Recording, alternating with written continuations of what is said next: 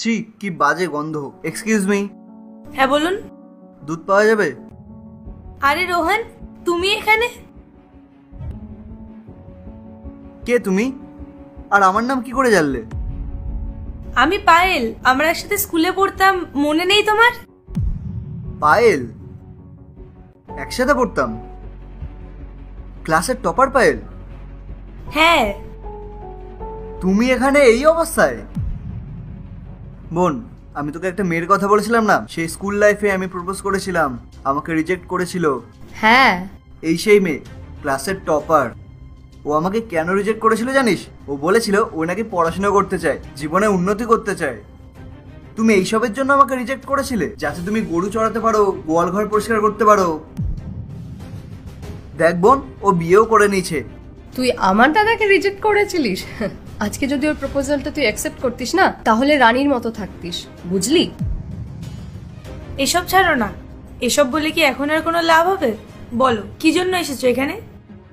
দুধ নিতে এসেছিলাম, কিন্তু আমি এটা ভাবিনি যে এখানে এসে আমার তোমার সাথে দেখা হয়ে যাবে। তোমাকে দেখে না আমার মায়া লাগছে, আর ভালোও লাগছে যে আগে তোমার যে অহংকার ছিল এখন সব শেষ। হ্যাঁ মানছি আমি পড়াশোনা একটু খারাপ ছিলাম, কিন্তু আমি রিচ ফ্যামিলি থেকে বিলং করতাম, আর আমি এখনো রিচ। হ্যাঁ ঠিকই বলেছো তুমি, তখন হয়তো আমার তোমাকে বিয়ে করে নেওয়া উচিত ছিল, কিন্তু এখন আমি যেখানে আছি না, খুব ভালোই আছি। আমার কথা তোমরা ছাড়ো, বলো কতটা দুধ লাগবে তোমার? এটা তো তুমি তোমার প্রেস্টিজ বাঁচানোর জন্য বলছো, কিন্তু মনে মনে এটাই ভাবছো, ইস সেদিন যদি ওকে হ্যাঁ বলে দিতাম, তাহলে এখন আমার লাইফ কত ভালো হতো। আমার ডিসিশন নিয়ে আমার কোনো দুঃখই নেই, আমি এখানে যেমন ভাবে আছি খুব ভালো আছি। আমি তো বরাবরই চেয়েছিলাম একটা বিজনেস করতে, তো এখানে এসব গরুর দেখাশোনা করা, হিসেব রাখা, এটাও তো একটা বিজনেস। শোন, তোর জন্য আমার কাছে একটা অফার আছে। তুই যদি এখনো চাস আমার দাদাকে বিয়ে করতে পারিস। হ্যাঁ বোন, তুই ঠিকই বলেছিস, তোর বৌদি হওয়ার যোগ্যতা ওর আছে।